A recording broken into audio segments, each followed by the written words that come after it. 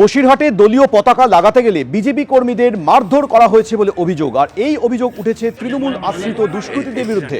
আর এই গোলমালের মধ্যে গুলি চালানো হয়েছে বলে অভিযোগ উঠেছে। আহত হয়েছেন একজন বিজেপি কর্মী। একজনকে পুলিশ গ্রেপ্তার করেছে। আহত বিজেপি কর্মী হাসপাতালে ভর্তি। চলুন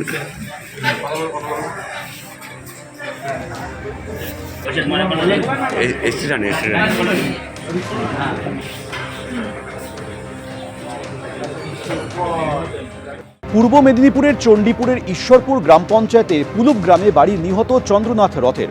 বাড়িতে আছেন মা, ভাই এবং ভাইয়ের স্ত্রী। গতকাল বিকেলেই বাড়ি থেকে কলকাতায় ফিরেছিলেন চন্দ্রনাথ।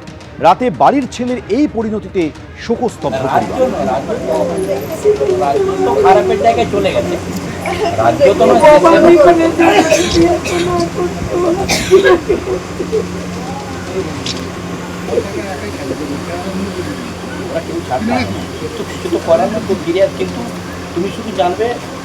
ছেলে বিজেপি করত বলে প্রতিশোধ নিল, অভিযোগ করেছেন চন্দ্রনাথের মা।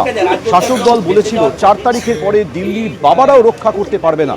কোনো রাজনীতির সঙ্গে যুক্ত ছিল না ছেলে, দাবি করছেন চন্দ্রনাথের মা।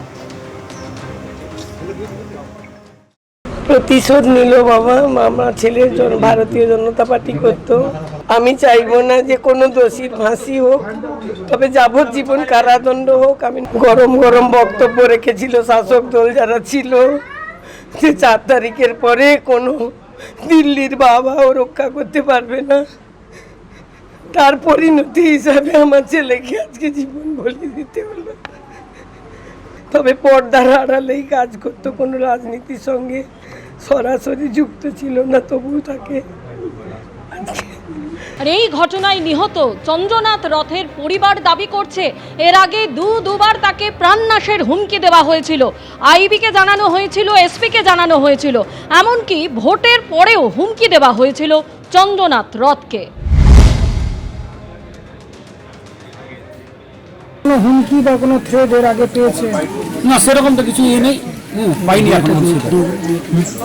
এবং দুটো এসেছিল ওর কাছে হুমকি, আর ফোনের আছে যেটা কালকে বলে গেছিলো।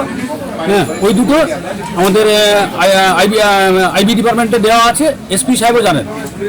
দুটো নম্বর দেওয়া আছে, ট্র্যাকিংয়ের জন্য দেওয়া আছে। যেটা হুমকি ওনাদেরকে ট্র্যাকিং করে যাচ্ছে। কি হুমকি এসেছিল? প্রাণনাশেরই হুমকি ছিল, প্রাণনাশের হুমকি ছিল।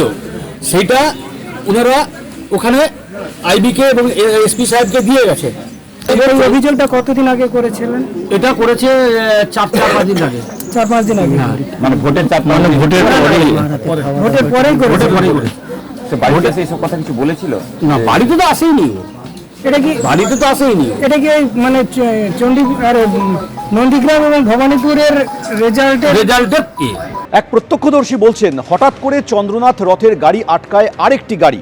সেই গাড়িটিকে বাঁচাতে গিয়ে চন্দ্রনাথের গাড়ির গতি কমানো হয়, তারপরেই এই হামলা হয়।